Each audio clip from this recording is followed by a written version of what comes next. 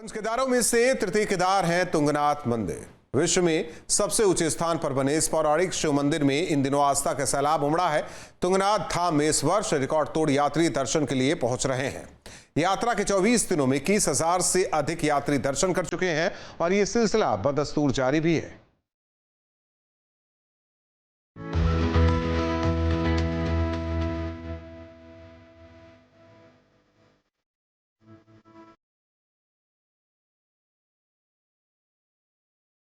तुंगनाथ क्षेत्रम शुभम पापग्नम सर्वकामदम तत्दृष्टद्वा सर्वपापेभ्यो विमुक्तो लभते शिवम।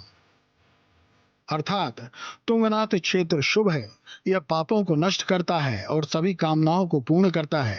इसके दर्शन मात्र से सभी पापों से मुक्ति मिल जाती है और शिव की प्राप्ति होती है। स्कंद पुराण केदारखंड अध्याय 49 के अनुसार तुंगनाथ क्षेत्र मंदाकिनी और अलकनंदा नदियों के बीच स्थित है। ये मंदिर भगवान शिव को समर्पित है और अपने दिव्य वातावरण और आध्यात्मिक ऊर्जा के लिए जाना जाता है। पंच केदार में केदारनाथ, तुंगनाथ, रुद्रनाथ, मधुमहेश्वर और कल्पेश्वर मंदिर शामिल हैं। तुंगनाथ मंदिर रुद्रप्रयाग जिले में करीब 3600 मीटर की ऊंचाई पर स्थित है। ये सबसे ऊंचाई पर बना शिव मंदिर है। आपको बता दें कि इस बार तुंगनाथ मंदिर के कपाट 2 मई को खोले गए थे। तृतीय केदार तुंगनाथ धाम की यात्रा धीरे धीरे रफ्तार पकड़ने लगी है। 23 दिनों में तीर्थयात्रियों का आंकड़ा 20,000 के पार पहुंच गया है।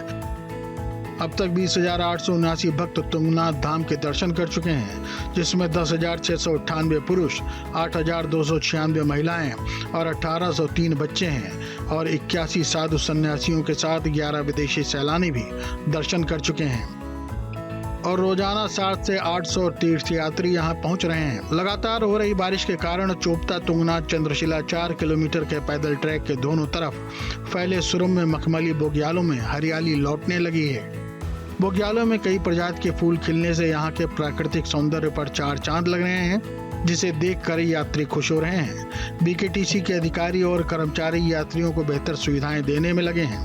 यात्रा धीरे धीरे परवान चढ़ रही है और घाटी के तीर्थाटन पर्यटन व्यवसाय में खासा इजाफा हो रहा है। 23 दिनों के भीतर 20,000 से अधिक यात्रियों का आवाजाही से तुंगनाथ धाम सहित तुंगनाथ घाटी की सभी यात्रा पड़ावों पर रौनक बनी हुई है। तीर्थयात्री, पर्यटक और सैलानी तुंगनाथ धाम में पूजा अर्चना और जलाभिषेक करने के बाद चंद्रशिला की खूबसूरत वादियों से भी रूबरू हो रहे हैं। हिंदू पौराणिक कथाओं के अनुसार महाभारत युद्ध में मारे गए लोगों की वजह से पांडव काफी दुखी थे और शिव से मिलकर प्रायश्चित करना चाहते थे। वो काशी भी गए, लेकिन नाराज शिव उनसे नहीं मिले और वो पहाड़ों पर चले आए। जिन्हें ढूंढते हुए पांडव गढ़वाल चले आए। तब शिव केदार चले आए। पांडव भी उन्हें ढूंढते हुए केदार आ पहुंचे।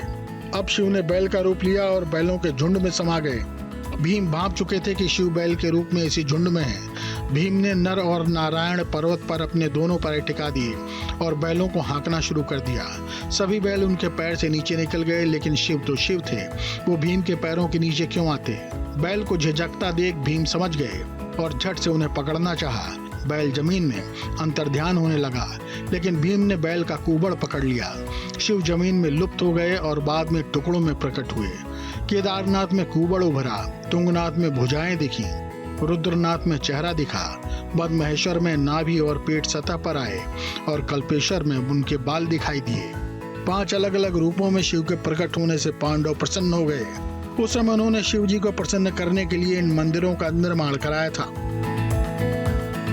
ये किंवदंती भी है कि भगवान राम ने चंद्रशिला शिखर पर ध्यान लगाया था, जो 14,000 फीट की ऊंचाई पर स्थित है और तुंगनाथ के करीब है। ये भी कहा जाता है कि रावण ने यहाँ निवास करते समय शिव की तपस्या की थी। ये मंदिर हजारों साल पुराना है और कत्यूरी शैली में इसका निर्माण हुआ है। तुंगनाथ की चोटी 3 धाराओं का स्रोत है, जिसमें अक्षकामिनी नदी बहती है। ये मंदिर रुद्रप्रयाग जनपद में स्थित है और चोपता से 3 किलोमीटर दूर है।